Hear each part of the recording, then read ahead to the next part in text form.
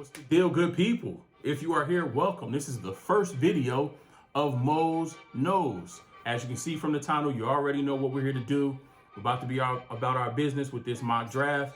This is 1.0, volume 1 of Mose Knows mock draft. Again, before we get started, I need you to take 2 seconds, hit that subscribe button, then take another 2 seconds and hit that bell icon. Now, what that bell icon is going to do, that's going to give you notifications every time new content drops here at Mose Knows. Thank you for taking the time and joining us today. Again, we're going to go through this mock draft. This is pre-free agency. So this is based off of end of the season rosters, any impending free agents, any cap casualties, and who we have on the board at any given time. Now, this is Mose Knows, but Mose doesn't know everything. So if you don't like the pick for your team, that's okay. We can talk about it. We can debate about it. You can give me more insight because you know your team probably better than I do. And we can go from there. So give me your feedback, drop a comment down below. I'll link my Twitter and my Instagram. You can hit me up on those and give me your perspective on your pick. And obviously this will change. We'll do a couple more mocks once free agency comes in the middle of March and teams start nabbing some of those NFL veterans to fill holes. Then that may change how the mock draft shakes out for volume 2. So let's just have some fun with it. Let's get right to it. Give me 1 second. Get my screen recorder. Okay, good. Now we're using the draftnetwork.com. I selected all teams. We're doing this manually. And we're going to manually make selections for all 32 teams. Now we're only going to do round 1. This may be a little bit long of a video. If you stick around for the whole thing, thank you so very much. I appreciate it. If you want to skip ahead to view your team's pick, that's quite all right. And just let me know what you think about the selection. All right, number 1, Jacksonville Jaguars are on the clock. This is probably the easiest pick since Andrew Luck came out in the draft. We don't need to take much time discussing it. New Jaguars head coach Urban Meyer was at Trevor Lawrence Pro Day.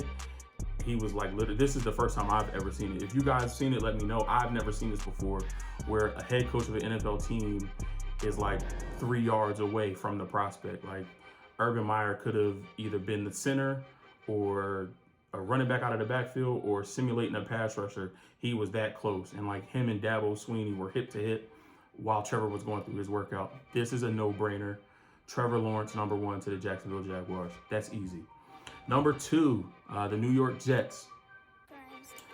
New head coach Robert Saleh, former defensive coordinator of the San Francisco 49ers. If you can't tell with the Shanny hat, you can't tell with my hit of prime time, my self-customized jersey. I'm a 49ers fan. Much respect and love to Robert Saleh. He had our defense playing really, really well. Much deserving of a head coaching spot. He is now the coach of the Jets.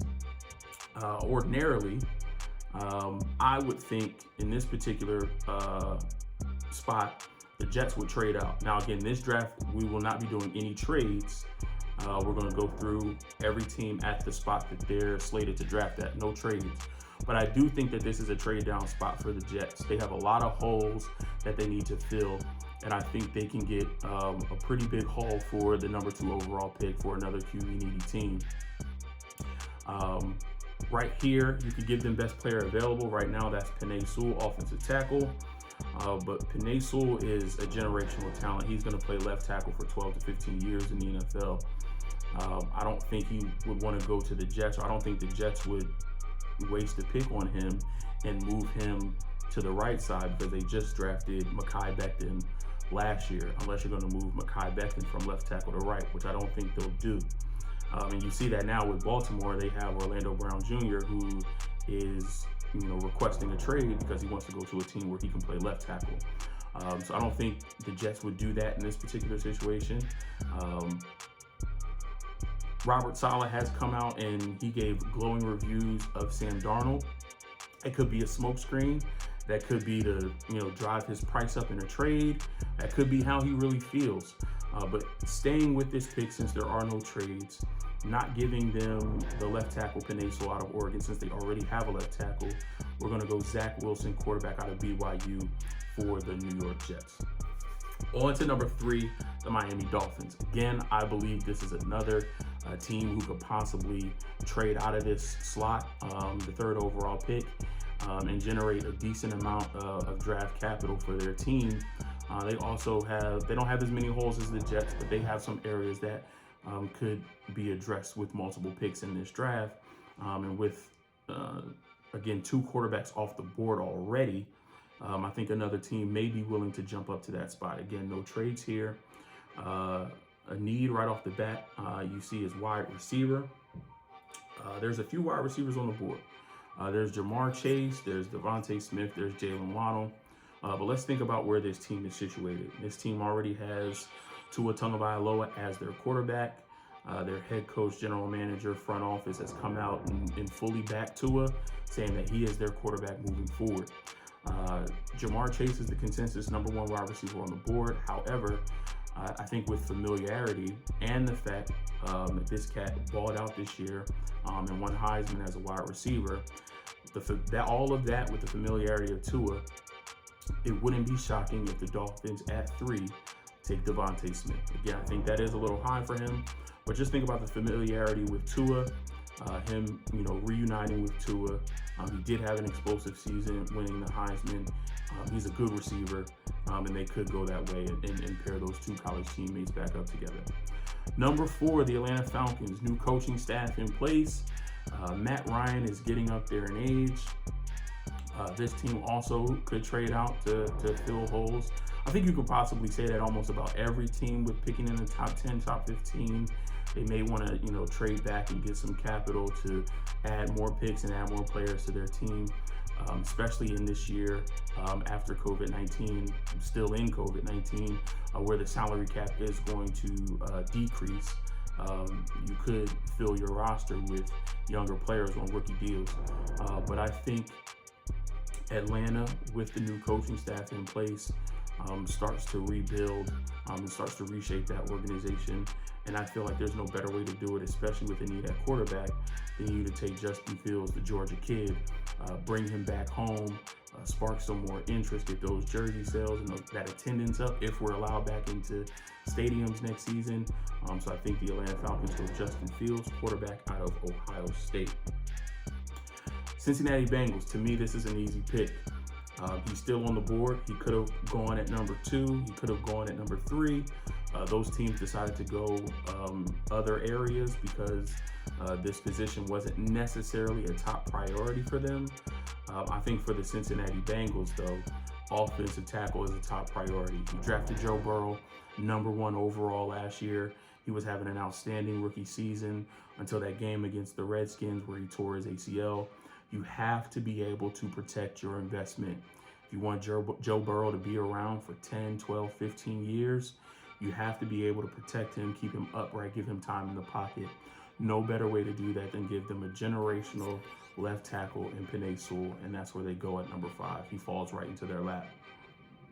Number 6, the Philadelphia Eagles. This was a little bit difficult because there's a lot going on in Philly right now. Their new coach was a stuttering Stanley at his press conference.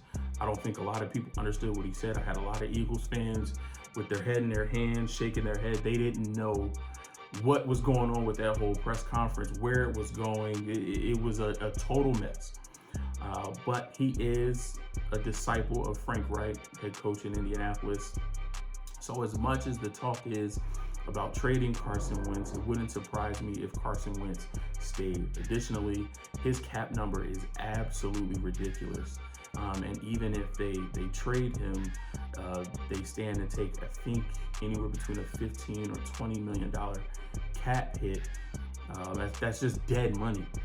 So it may not be wise to trade him at this juncture, especially with a new coaching staff coming in. I think the area that they need to go would be receiver. As you see, that's the #1 need here on the board. And Jamar Chase is still on the board. The Dolphins went Devontae Smith. That leaves the consensus likely #1 wide receiver in this draft class available. Alshon Jeffrey is getting up in age and he might not be back. He could be a cap casualty. Deshaun Jackson is getting up there in age. They drafted Jalen Reagor, wide receiver from TCU last year, but he had some injury concerns last season, and he doesn't project as a number one. He's more of a slot, deep threat type of receiver. So let's give them the number one wide receiver on the board. And if Carson Wentz remains in Philly, or even if they turn to Jalen Hurts, they have a number one weapon on the outside to keep that offense rolling. Detroit Lions, they have a new coach. And he was talking about biting people's ankles off, you know. They're going to get down and bite your ankles off, and you knock them down and you bite your knee coming back up. And then my question is, are you ever not going to get knocked down? Are you going to be the person knocking someone down? Like, why do you always have to be the one getting knocked down? You might want to, you know, hire Floyd Mayweather to teach y'all some defense and not be the one getting knocked down all the time. That way you don't have to bite people's ankles and all that craziness. I think one way they can knock people out is on offense. They don't have Matthew Stafford anymore, but they traded for Jared Goff. Their wide receiver position is up in flux. I don't believe Marvin Jones is going to be back. Kenny Golladay is also a free agent. He's probably going to command a lot of attention. Again, with the salary cap drop, who knows if they'll be able to bring him back at the number that he wants. And probably the fastest wide receiver in this draft class is still on the board. So if you don't retain Kenny Golladay and you don't bring back Marvin Jones, you have to give Jared Goff somebody who he can throw the ball to. Who better than the speedster Jalen Waddle, who can stretch the field? So we'll give the Detroit Lions Jalen Waddle, wide receiver out of Alabama at number 7. Carolina Panthers was interesting as I was sitting here thinking about where could I go with this team. Quarterback is a need, offensive tackle is a need, cornerback is a need. Those are the top 3 needs here. Yes, you could go quarterback. I'm not a big fan of Trey Lance. We have 3 quarterbacks already off the board. I don't think any of the other quarterbacks left are worthy of the number 8 or a top 10 pick. So that crosses that out to me. Their offensive line is pretty solid. They could improve, but with the names that are on the board, going offensive tackle, if it's not Penei Sewell, may not be the most beneficial in this particular situation. And then I go corner. There are 2 really good corners on the board. It's arguable who's number 1 and who's number 2. They're available here, and you could certainly go that route here. Also, I was thinking about linebacker. Luke Kuechly retired a couple years ago. They still have Shaq Thompson, but they have that void at that Mike linebacker, that middle linebacker spot. And there's a pretty good linebacker here on the board for them that they could take that can kind of fill that void and hopefully be half as good as Luke Kuechly. But I decided not to go there. I decided to go offense with this team, and here's why. I think Teddy Bridgewater is a solid quarterback. It was his first year in a new system. I think he has another offseason, another chance to really get this offense under his belt and learn it inside and out. I think he'll improve. Christian McCaffrey coming back off of injury. They still have DJ Moore. They still have Robbie Anderson on the outside. So they have the pieces. There's one piece that they can add that can take that offense to the next level. And if you look at who's on the board, number 1 name on the board, 8th ranked player, Kyle Pitts. He's a matchup nightmare. Nightmare for linebackers. He's a nightmare for safeties. He's a nightmare for some of the smaller corners. He can add another dimension to this offense, you know, up the seams, across the middle, in the vein of a Darren Waller or a George Kittle or a Travis Kelce, you know, with his route running, with his speed, his ability, you know, to maneuver across the middle. Again, like I said, those mismatches. You put Kyle Pitts in that offense, Christian McCaffrey in the backfield, your 2 wide receivers on the outside. I think that offense is able, you know, to do much, much better than they did last year. So at number 8, the Carolina Panthers select Kyle Pitts, tight end out of Florida. All right, the Denver Broncos are next on the clock. CB is their number 1 need. And in doing my research and reading around some of the sports columns, I know that secondary is a point of emphasis for them this year. They do have Justin Simmons, free safety Pro Bowler, who is becoming a free agent. Who knows if they'll be able to bring him back. Outside on the corners, unless you're a Broncos fan, again, Broncos fans chime in, you don't really know who those guys are on the outside. I know they have, I think it was rookie Michael Ojemudia. Am I saying that right? He might be there. And then Bryce Callahan. But I think they need to shore up that secondary. The top ranked player on the board right now is best player available and fits a position of need. Patrick Surtain, the second cornerback out of Alabama, to the Denver Broncos at number 9. The Dallas Cowboys. Okay. I have to do this because it's part of it. I don't. Is there a skip button on here? There's no skip button, so I have to do this. Dallas Cowboys, whatever. Okay. No, really. Dallas Cowboys are on the clock at number 10. They list offensive tackle as a need. I know Tyron Smith has struggled with some injuries, but when he's healthy, he's a top tackle in the league. On the other side, they have La'el Collins, who's still young, who's still in his prime. I don't think that's necessarily a need for the Cowboys team. Cowboys fans, let me know what you think about that. Cornerback is the second need, and I would agree. They did not re-sign Byron Jones last offseason, and he went to Miami, and their secondary did not play up to par. I think they can fill holes all across that back end, both corner positions, free safety, strong safety. I know they have a few corners that are impending free agents, so it may not be possible to retain all of them.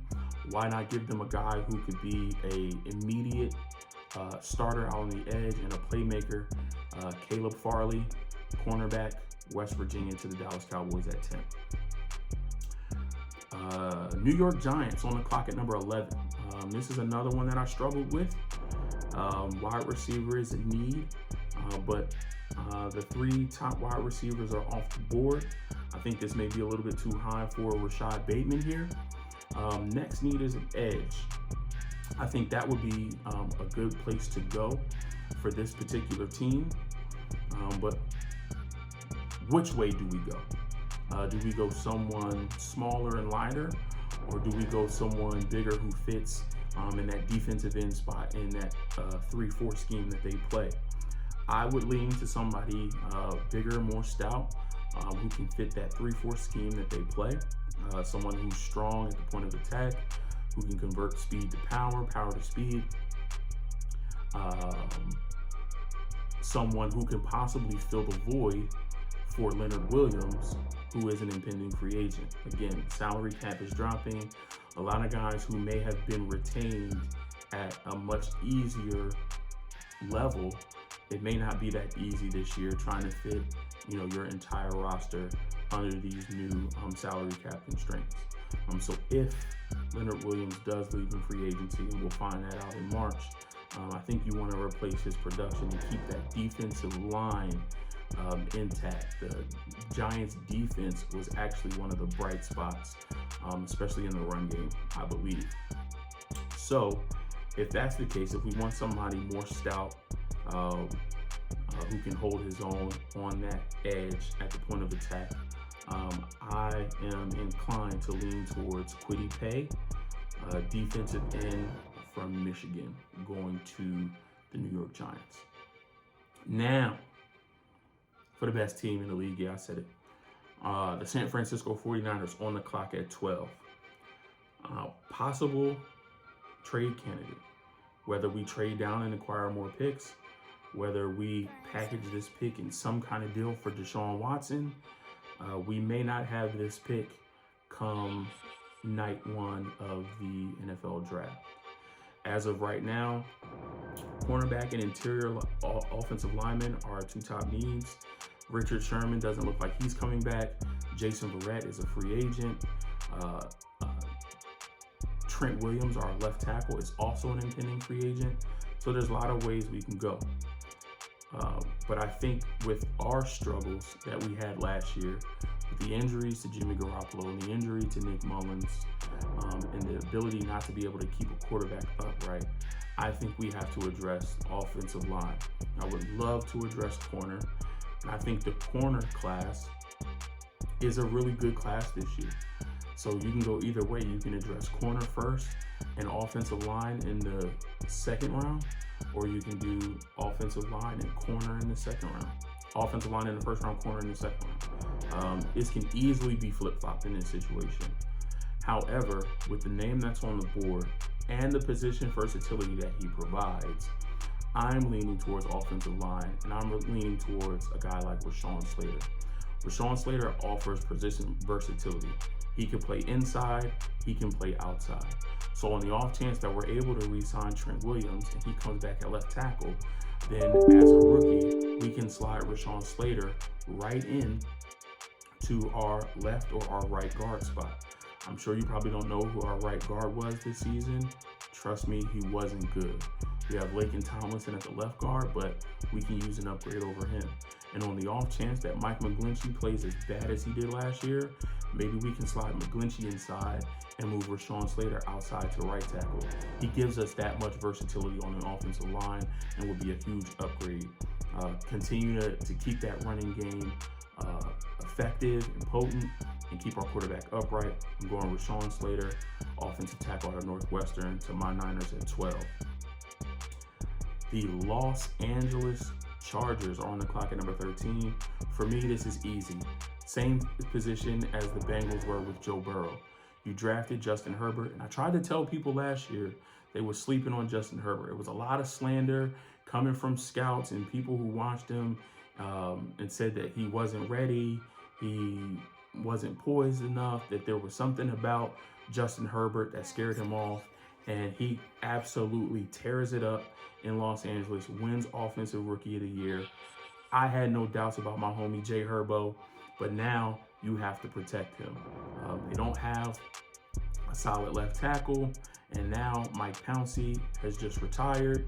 So what do you do? Where do you go? I think you have to protect, like I said, you have to protect your investment. You have to protect Justin Herbert. I think the most athletic tackle is still on the board. Had a great season at Virginia Tech. He's rising up the boards really, really fast. And I think he's a perfect complement for this offensive line to protect Justin Herbert. I think the Los Angeles Chargers go Christian Darrisaw, offensive tackle out of Virginia Tech. Another easy pick, Minnesota Vikings. They have a lot of pieces. They're always right in the mix. Last year, they didn't perform as well as they would have liked to, but I think they can remedy that a little bit by beefing up that offensive line. You want to protect Kirk Cousins so that he can hit those wide receivers on the outside, especially Justin Jefferson, who arguably could have also been Offensive Rookie of the Year. Maybe the NFL should have done a co-Offensive Rookie of the Year award and gave it to both Justin Herbert and Justin Jefferson. But he looks like he's going to be a stud for many, many years to come. You got to keep Kirk upright so he can hit him. You also have to open holes for Dalvin Cook. They're very, very potent when that running game and the passing game are working together. They need help on the interior. You could go Sam Cosmi here and give them someone on the outside, but I like interior for the Vikings here, and I want to give them Elijah Vera Tucker, guard out of USC. At 15, the New England Patriots are on the clock. Now, this pick is interesting because when I was going through this, you could flop the pick here with the pick at number 8 with Carolina. It could go either way, and I think we might see on draft night, depending on who Carolina takes, that may dictate who New England takes at 15. And you're like, how? At 7 picks, a whole lot of things can happen. They could trade up, trade back. Somebody could take them before it. That's all understandable. This is an unpredictable process. However, I think if he's on the board at 15, which I don't believe he'll be, but if he is, for sake of argument, I think the New England Patriots go Kyle Pitts. Now that's cliche, right? They've had great tight ends. They've had Rob Gronkowski. That's when their offense was really, really cooking. Josh McDaniels gets another tight end like that who he can move all over the field and open the offense up for the running backs and the wide receivers, and you can give them Kyle Pitts. But Kyle Pitts is gone. He's already off the board at number 8 in this mock. So then where does that lead them to go? I think they go to the defensive side of the ball. They have interior defensive line and linebacker as their 3 and 4 needs here. I think they could be a little bit higher, but that's about right when you look at tight end and wide receiver as the first 2 in this list. But I think for them, especially for Bill Belichick in defense, he needs athletic guys, he needs smart guys, he needs leaders, guys who can command the huddle, guys who can get people in the right position, flow sideline to sideline, and be a playmaker on the defensive side of the ball. At 15, because Carolina didn't take him, remember I mentioned that linebacker that could come in and fill that role, that void that Luke Kuechly left when he retired. I think if they don't take that linebacker at 8, that leaves him available for the Patriots to take him at 15. And that player is Micah Parsons, linebacker from Penn State. Arizona Cardinals at 16 on the clock right now. This one hurt me a little bit. This one pained me because, as I said, with my 49ers at 12, we could use a corner. Sherman's not coming back. We don't know if we'll be able to bring back Jason Verrett. We are in desperate need of corner help. So are the Arizona Cardinals. Patrick Peterson is a free agent. Drake Kirkpatrick isn't a number 1 or even a number 2 corner anymore. And beyond that, who else do they have at that corner spot? I think with who's in the division, the receivers that my Niners have, Deebo Samuel, Brandon Ayuk, those guys over at the Rams, Woods and Cooper Kupp, and then you got the grown man amongst boys, DK up in Seattle, and Trevor Lockett. Arizona needs to keep step with the teams in their division, and they need to be able to guard these wide receivers man to man in the division. So this one hurt me because I really, really like this kid. I love his grit. I love his toughness. He's the son of a former NFL player, and if you know anything about Joe Horn, you know Joe Horn was gritty. He was a grinder. He was a hard worker. He left it all out on the field. And his son, J.C. Horn, is the exact same way. I would love him in our defensive scheme, but unfortunately in this mock draft, I have to give him to a division rival. So at 16, the Arizona Cardinals select J.C. Horn, cornerback out of South Carolina. All right, next is the Las Vegas Raiders at 17. Here, I wanted to give them somebody on defense. The top 2 needs are edge and interior defensive line. I don't agree with those 2 as being top needs. I think their edge guys are decent and they just need to step up. Cleveland Farrell, Max Crosby, Arden Key. Those guys need to kick it in gear and need to step up a little bit. Interior defensive line, they have some serviceable guys and they have a nice rotation.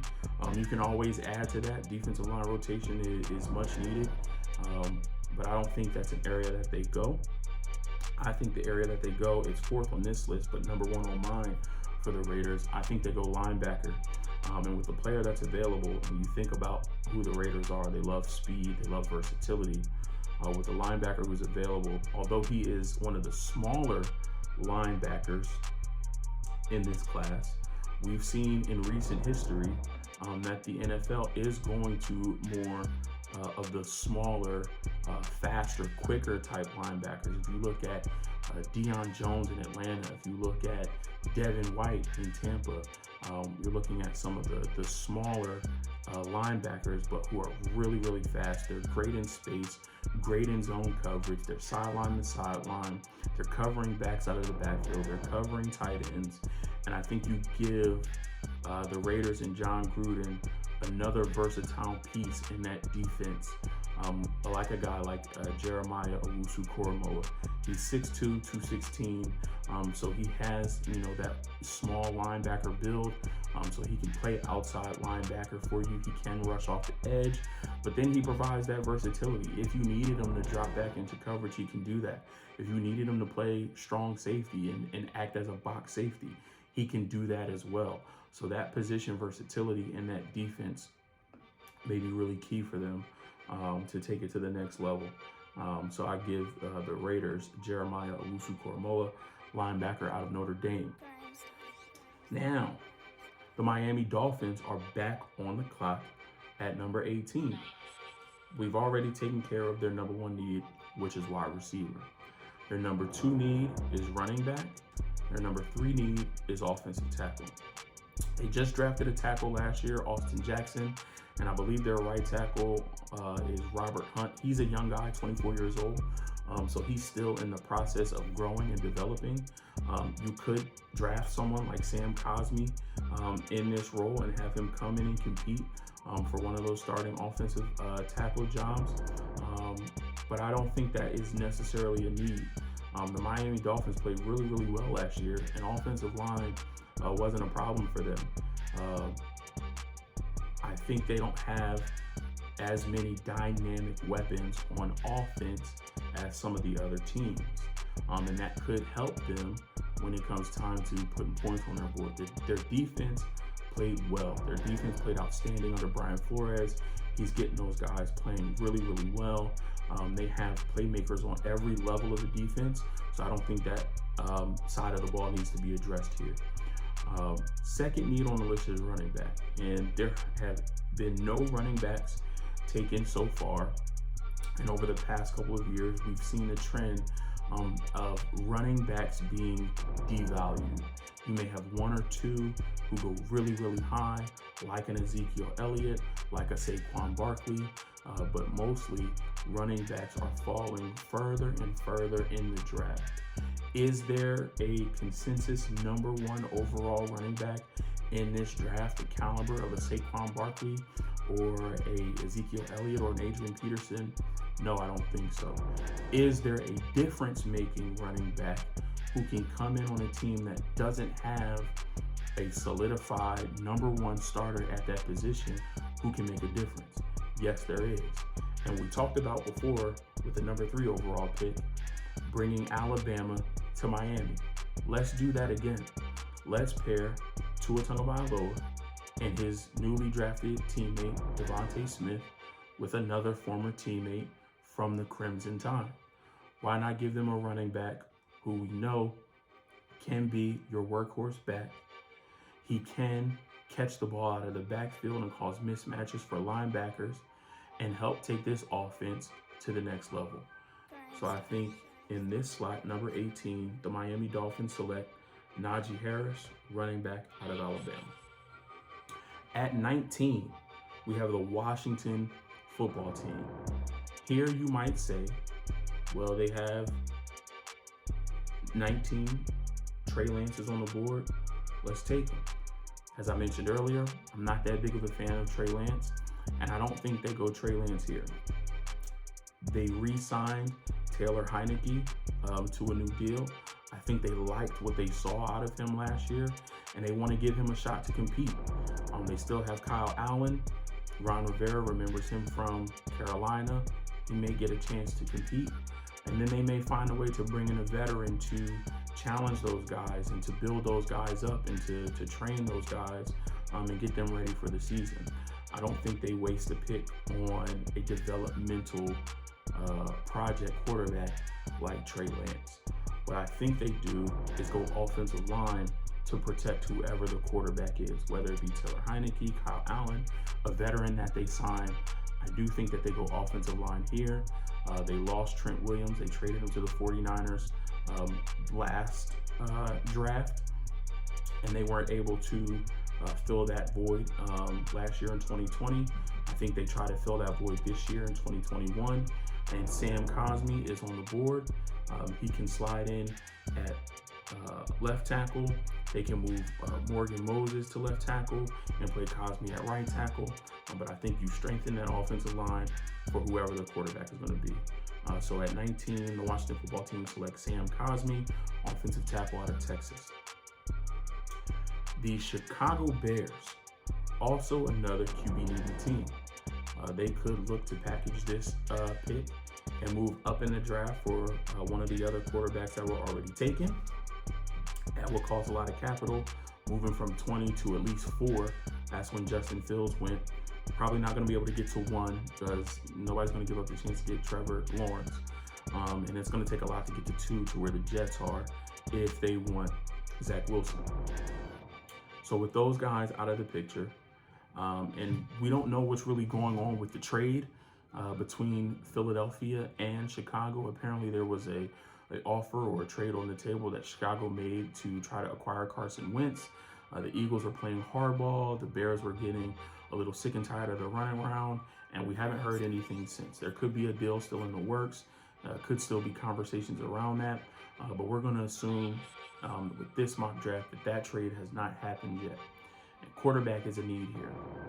Now, if you know anything about Matt Nagy and the fact that he was trying to trade for Carson Wentz, I don't think a quarterback like Trey Lance is his cup of tea.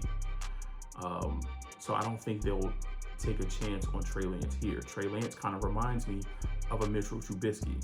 Strong arm kid, a lot of athleticism, but he doesn't have the poise in the pocket, doesn't have the necessary accuracy to make all of the NFL throws that he would be required to make. And again, he's a project. I think the Bears do go quarterback here, but I think they take a different approach. During NFL honors, Alex Smith won the Comeback Player of the Year. And Matt Nagy was one of the people that they got to make a video, congratulating Alex Smith about that. And the way Matt Nagy spoke about Alex Smith was so glowing. It was filled with so much admiration, not only for what Alex was able to accomplish and overcome, but just for him as a person. Alex Smith is not going to be back in Washington, so catch the picture that I'm painting here. I think Chicago signs Alex Smith. He is up in age. He doesn't have that injury history. He is not their future. I believe Chicago signs Alex Smith to be a bridge and to help train and teach and coach up the quarterback that they select here, who is not Trey Lance. So at number 20, the Chicago Bears select Mac Jones, quarterback out of Alabama. I think Mac Jones fits the quarterback profile that Matt Nagy is looking for. If you look at, he had Mitchell Trubisky, but what did he do? He traded for Nick Foles. He was trying to trade for Carson Wentz, and he loves Alex Smith. I think Mac Jones can fit into that mold. Now, is he as athletic as Carson Wentz and maybe as athletic as a young Alex Smith? No, but Nick Foles isn't athletic either. Matt Nagy wants a precision passer, somebody who can fit the ball into tight windows, who has great accuracy, good poise in the pocket.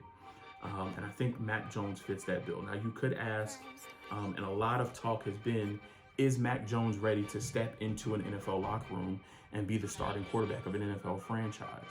Does he have what it takes? He went to Alabama. He had everything he needed. He had Najee Harris. He had Jalen Waddle. He had Devontae Smith. He had all of these guys. Is he able to step in and be an NFL quarterback? I think if he fits the mold that Matt Nagy is looking for, I think Nagy can coach him up and train him up how he wants. And I think he can get a good return on his investment with a quarterback like Mac Jones. All right, moving on. Number 21, the Indianapolis Colts. QB is a need here. Frank Reich is the head coach of the Indianapolis Colts. Colts have also been a team rumored to try to trade for Carson Wentz. Carson Wentz had his best year in 2017 under Frank Reich when the Eagles went to the Super Bowl before he tore his ACL. So that would be a good marriage. Again, Trey Lance is still on the board. He's not the type of quarterback Frank Reich is accustomed to or is looking for. He went from Carson Wentz to becoming a head coach in Indy, and he, trades for Phillip Rivers. So Carson Wentz, Phillip Rivers, I think the year before that, they had Jacoby Brissett, who has a little bit of mobility, but he's not, Trey Lance level mobile.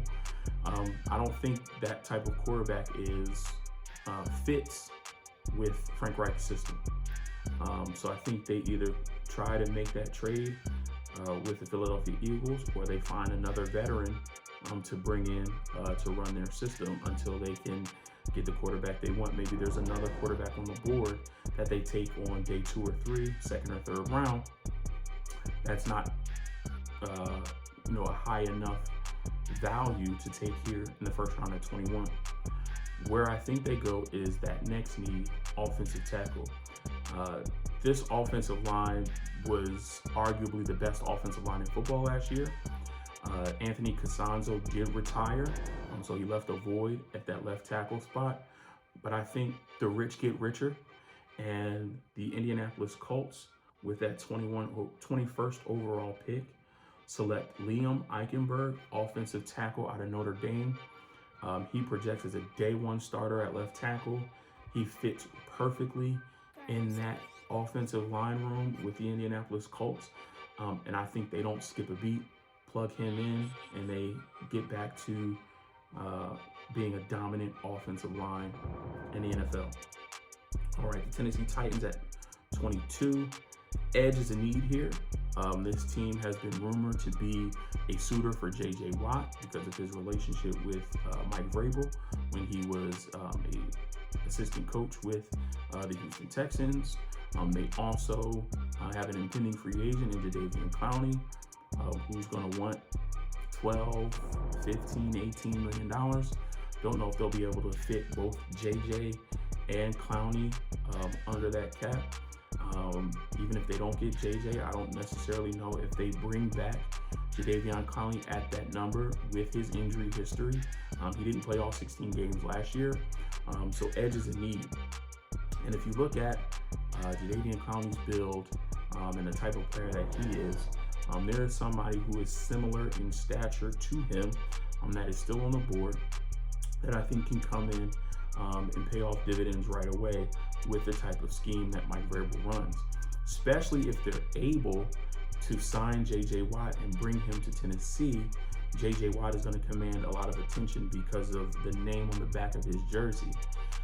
That'll leave a lot of one-on-one opportunities for this young guy and give him ample opportunity to step up and make his presence known. So with the 22nd overall pick, the Tennessee Titans select Gregory Rousseau, defensive end out of Miami. The New York Jets are back on the clock here at 23. They went offense with their first pick. If you remember, they selected Zach Wilson, number 2 overall. Now at number 23 overall, let's see what other needs they have. We have wide receiver, we have corner, we have edge defender. They can go in a lot of places with this particular pick. We won't go wide receiver here, although Rashad Bateman is on the board. We won't go wide receiver here because it is rumored that the Jets are going to be heavy suitors for Juju Smith-Schuster and Will Fuller. Now, this is pre-free agency, but if we're attacking this with the mindset that this is what they're going to do, we're going to assume that if the draft was today, that they may be able to acquire at least one of those players. If free agency has already happened, and if the draft was today, let's just assume that they're able to acquire one of those guys, if not both. So wide receiver may not be as big of a need here. Corner is a need. The top 3 corners are already off the board. There are a couple other good guys here. Asante Samuel Jr. is on the board. Eric Stokes is on the board. Aaron Robinson is on the board. But for the value of this pick at 23, I don't believe they go corner. I believe they go edge. And it makes sense, right? For your number 2 pick, you draft a quarterback. For your second pick in the first round, you draft a guy to go get the quarterback. And this guy who's still on the board, knowing what I know about Robert Saleh, new head coach of the Jets. I believe he's going to love this guy. Robert Saleh's motto is all gas, no brake. And this guy, from what I've seen on film, he personifies that. He embodies all gas, no brake. His motor is relentless. I think he offers you a lot of versatility off the edge.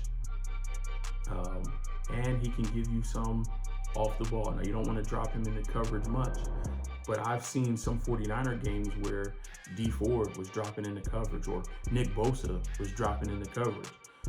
One time it went great for Nick Bosa in the playoff game against Minnesota. He actually covered Dalvin Cook out of the backfield, stayed with him and dove and broke up the pass that, Kirk Cousins threw to him. It was a great play by Nick Bosa, but you don't want him doing that often. If he does it instinctually and makes a great play, also, but that's not what you want him to do. I think it's the same thing for this player. You don't want to do that often with him, but if he does it instinctually based off of what he sees or what he knows and he makes a great play, he can offer you, that extra bit of playmaking ability. And again, his motor is just relentless. So at 23, the New York Jets select Joseph Osai, defensive end, Texas. 24, the Pittsburgh Steelers are on the clock. They have needs along the offensive line. We talked about Mike Pouncey retiring. His brother, Marquise Pouncey, also retired. The twins retired at the same time. Also, Alejandro Villanueva is also going to be a free agent. If Ben Roethlisberger is to remain the quarterback of the Pittsburgh Steelers in his old age with his decreasing mobility, you have to be able to protect him. It's just that simple. It's just that simple. And with who's left on the board, the Pittsburgh Steelers at 24 select Jalen Mayfield, offensive tackle out of Michigan. He slides right in. He's a day one starter, and he helped keep Ben protected. Jacksonville Jaguars, another team that is back on the clock. They went offense first pick, same as the Jets. I think they go defense this pick. Trevor Lawrence is a generational talent. They have pieces there around him.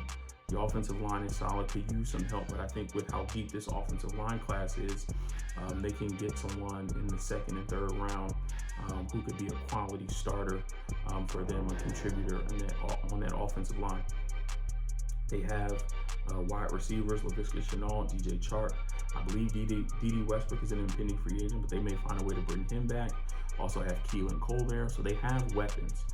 I think the running back is James Robinson. Correct me if I'm wrong. He had a solid season last year. He's looking to come back and build on that. They may want to address the running back situation. They could do something similar to the Dolphins and team up the quarterback with his old running back. Travis Etienne is on the board here, but again, I don't think they go offense twice here in the first round. And I believe Travis Etienne will be available in the second round. So if they want to go offense, defense, Travis Etienne, and then an offensive lineman in the third round, Travis Etienne in the second round, offensive lineman in the third round, they can do that. They have a lot of flexibility here, but I think they go on the defensive side of the ball and they try to shore up some of those holes. They have decent edge rushers, K'Lavon Chaisson, Josh Allen. They have a decent linebacker. They have a playmaker in the linebacker room with Miles Jack. They addressed the secondary last year with C.J. Henderson. So they have some pieces on every level of that defense, but I think they need someone stout on the interior, someone who can push the pocket from the middle to help those edge rushers, someone who can help you in stopping the run, who would just be a force at that defensive tackle spot. And the number one rated defensive tackle is still on the board. And I think that this is where Jacksonville goes. So at 25, the Jacksonville Jaguars select Christian Barmore, defensive tackle out of Alabama. At 26, the Cleveland Browns. Edge is a need. I don't agree with that. They have Miles Jack there, who's a top 2 edge rusher in the NFL. I don't think they need to address that position. Corner is 2. Again, I don't think they need to address that position. I think guys need to step up. They have Denzel Ward, who is a Pro Bowl type corner. They have Greedy Williams, who needs to step up and really take a hold of that starting corner position opposite Denzel Ward. They addressed the secondary with Grant Delpit last year. I think they need someone at that linebacker spot. They have Matt Wilson, but I think they need someone who's more of a leader, more of a commander of the huddle, someone who can get those guys in better positions, someone who is sideline to sideline, who offers versatility in the run game as well as in the pass game. And this particular player won let me not get it wrong. This particular player won the College Defensive Player of the Year award, the Chuck Bednarik Award. And I think he slides right into this defense and makes an immediate impact. So at 26, the Cleveland Browns select Zavin Collins, linebacker out of Tulsa. The Baltimore Ravens are on the clock here at 27. Edge is the #1 need, and when you look at their impending free agents, it absolutely is. Pernell McPhee, Matthew Judon, Tyus Bowser, and Yannick Ngakoue. All 4 of those guys are impending free agents. It's not likely that they bring all 4 of those guys back. It's just not likely. With the salary cap going down, with as much money as Yannick Ngakoue is probably going to be looking for, Tyus Bowser is young. He's going to want an increase in his salary. It's not possible to bring all of those guys back, but all of those guys did play some type of role in that Baltimore defense, in that outside linebacker, in the 3-4 edge defender, edge rusher, that rotation that they had. All 4 of those guys played a major role. So what can Baltimore do to alleviate the loss of maybe 1 or 2, possibly 3 of those guys? They can address that need here at the 27th overall pick. And someone who fits that 3-4 mold, that outside linebacker in the 3-4, who is a pass rush specialist and who could slide right into that rotation and be a contributor for that team, is on the board. And I think the Baltimore Ravens at 27 select Jalen Phillips, edge outside linebacker from the University of Miami. Okay, 28. The New Orleans Saints are on the clock. I should have phoned a friend and called my father-in-law. What's up, Earl? To kind of get his take here. Maybe you might see him on a future episode of Mose Knows, talking ball. He's a great resource for me, giving me some of the history and knowledge of his teams and of the league in general. So I think he'd be a good contributor on the show. But if we look here at the New Orleans Saints, we have cornerback as a need, which I would agree with in this situation. A lot of the talk is that Marshawn Lattimore could be a cap casualty. He's still on his rookie deal, and he's going to be looking for a big payday. He's going to be looking for somewhere in between $15 and $18 million a year as one of the top corners in the league. And with the kind of cap situation that New Orleans has, they won't be able to afford him. So instead of letting him walk and not getting any compensation, he may be a cap casualty this year where they trade him, get him off the books, and try to get some type of compensation instead of getting nothing in return for him. Janoris Jenkins, the corner opposite him, is 32 years old. He's getting up in age. I don't think the Jackrabbit is the same type of player that he was when he was with the Rams. So you could address that need there. And they pretty much have a player available who's in the same mold as Jackrabbit. Asante Samuel Jr. is here. He's listed at 5'10", 184. Janoris Jenkins is listed at 5'10", 190. They're pretty much a spitting image of each other. If you look at a pro comp for Asante Samuel Jr., it should be Janoris Jenkins. But I don't want to go here with this pick. I think they may be able to find another free agent, or they may be able to get a corner later in the draft. They do have a real impending free agent in free safety Marcus Williams. He likely won't be back because of their cap situation. And Malcolm Jenkins is, I believe, 33 years old. He's getting up there in age. So if Marcus Williams isn't going to come back, and you want to bring in a guy to kind of replace his production and someone that can be groomed by Malcolm Jenkins until he makes his exit, I think it would be a good idea for the Saints to go secondary, and that back end of the secondary, and go safety. Replace Marcus Williams' production, have him learn from Malcolm Jenkins, and then you still have Chauncey Gardner-Johnson as your slot guy, your safety who's down in the box.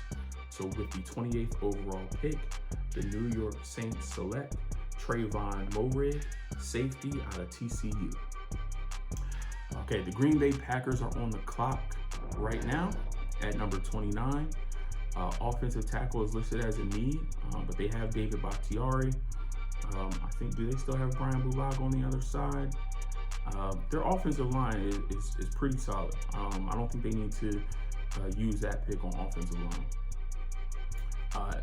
We don't know if Aaron Rodgers is coming back. He hinted that because of the salary cap situation, this offseason is a huge unknown for everyone across the league. So he possibly could not be back due to his cap number. I don't think that'll happen. I think Green Bay will find a way to make it work and to bring Aaron Rodgers back for another year. They've gone to 2 straight NFC championship games, so they have the ability to win and to get to the big game. They just need a few extra pieces to help get them over the hump. I think defense, they're in a good spot. Offense, I think they can address a need there. Second need on this list here is wide receiver. Last year, before they drafted Jordan Love, the Green Bay Packers were very, very interested in drafting Brandon Ayuk. However, the 49ers traded up, got above them, and we drafted Brandon Ayuk. So I think Green Bay takes this opportunity to address that wide receiver position that they missed out on last year, and they add another weapon opposite Devontae Adams for Aaron Rodgers. Although they do have Marquez Valdez-Scantling, and they do have Equanimeous St. Brown, and they do have Alan Lazard.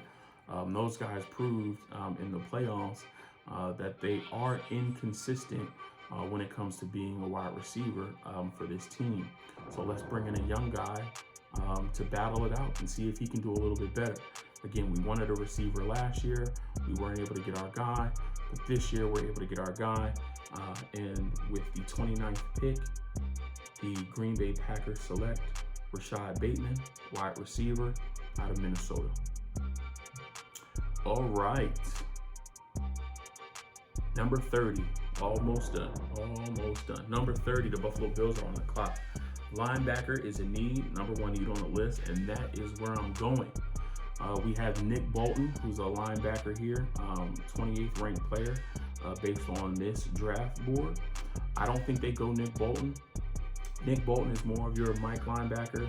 He's going to be your middle linebacker, the captain of your defense, calling out the plays, from sideline to sideline type of guy. And they already have someone like that in their scheme with Tremaine Edmonds. I think they need help on the outside linebacker positions. Right now, their starters are Matt Milano and AJ Klein. I think with the player that is available to them that they could draft, I think he's an immediate upgrade over both of those guys. He's going to take one of their spots. He gives you that position versatility as well at outside linebacker. He's able to drop into coverage and play in space. He's able to put his hand in the dirt and rush the passer. He's able to rush from that hand in the dirt 3-point stance or standing up in a 2-point stance. He can kind of affect the game in many, many different ways. So with that, the 30th overall pick, the Buffalo Bills select Azeez Ojulari, outside linebacker from Georgia. With the 31st pick, the Kansas City Chiefs are on the clock, and this is an absolute no-brainer. If you watched the Super Bowl, yes, they had a couple guys who were out due to injury, but I'm sorry, I lost my train of thought. They had a couple of guys out due to injury, but even in that case, they need help on that offensive line. I kind of struggle with this pick too because I also think a big need for them is linebacker. Their linebackers were slow and out of place in the Super Bowl. They couldn't hang with Gronkowski. They couldn't hang with Cameron Brate. They couldn't hang with Leonard Fournette out of the backfield. So this could be a good spot for Nick Bolton. But with the uncertainty of Laurent Duvernay-Tardif, the player who opted out this past season to help with COVID relief, and with the fact that COVID is not yet over, he may not be back, and he may stick with wanting to help his fellow Americans and provide aid and relief to those who are sick and suffering from this disease. He may not be back this year. So I think we can give them some help on the interior of that offensive line. And with the player who's available, I think it's a no-brainer. So at number 31, the Kansas City Chiefs select Wyatt Davis, offensive guard out of the Ohio State. And with the final pick of the 2021 NFL Draft, the Tampa Bay Buccaneers are on the clock. Their number one need is edge. They do have a lot of impending free agents. Lavonte David is a free agent, although Bruce Arians said publicly during the parade that he's coming back. Chris Godwin is a free agent. Again, Bruce Arians made it publicly known during the parade that he is coming back. Shaquille Barrett, I believe, is a free agent. So there are three key guys in that Super Bowl run that they need to bring back. What that means is someone else could be a cap casualty. And with that primary need at edge, that leads me to believe that it could be someone else on the edge that is a cap casualty. If you look at Jason Pierre-Paul, he had a great run with the Buccaneers. He had a solid season last year. He was a disruptive force throughout the playoffs and in the Super Bowl. But he is 32 years old, and he has a cap number of $12.5 million next season. Now, if they cut him, I think there's a dead money hit of $5 million, and they can save $7.5. Some of that money can go to the free agents that they want and have a desire to bring back. With that said, they could choose to fill the void by cutting JPP as that cap casualty. There's a guy on the board who kind of fits the mold of JPP. He may not be as heavy. He's a little bit lighter than JPP, but he's just as explosive, just as agile for his size coming off the edge. And I think if they're able to bring back Shaquille Barrett, again, he's going to command attention, which will leave this young player with one-on-ones and an opportunity for him to really establish himself and make a name. So with the last pick, 32 overall in the 2021 NFL Draft, the Tampa Bay Buccaneers select Jason Owe, linebacker, outside linebacker, edge rusher from Penn State. And there we have it. That completes this pre-free agency 2021 mock draft. Let's go through, we'll scroll through again just to see who we have. So Jacksonville 1, Trevor Lawrence. Jets at 2, Zach Wilson. Miami at 3, Devontae Smith. Atlanta at 4, Justin Fields. Bengals at 5, Penei Sewell. Eagles at 6, Jamar Chase. Lions at 7, Jalen Waddle. Panthers at 8, Kyle Pitts. Broncos at 9, Pat Surtain. Cowboys at 10, Caleb Farley. Giants at 11, Kwity Paye. Niners at 12, Rashawn Slater. Chargers at 13, Christian Darrisaw. Vikings at 14, Elijah Vera Tucker. Patriots at 15, Michael Parsons. Cardinals at 16, J.C. Horn. Raiders at 17, Jeremiah Owusu-Koramoah. Dolphins at 18, Najee Harris. Washington Football Team at 19, Sam Cosmi. Chicago Bears at 20, Mac Jones. Indianapolis Colts at 21, Liam Eichenberg. Tennessee Titans at 22, Greg Rousseau. Jets again at 23, Joseph Osai. Pittsburgh Steelers at 24, Jalen Mayfield. Jaguars at 25, Christian Barmore. Browns at 26, Zaven Collins. Ravens at 27, Jalen Phillips. Saints at 28, Trayvon Moehrig. Packers at 29, Rashad Bateman. Bills at 30, Azeez Ojulari. Chiefs at 31, Wyatt Davis. And Buccaneers at 32, Jason Owe. Let me know how you feel about these picks. Again, we'll be back with volume 2. That'll likely be post free agency. Once some of these teams snag some of these NFL veterans to fill holes, then that'll help us determine, what spots need to be taken care of now. So this list is definitely going to change after free agency. Let me know how you feel about your picks. Let me know if you agree. Let me know if you disagree. Again, I want this to be as interactive as possible. Let's have a conversation. Let me know what you would do in that situation.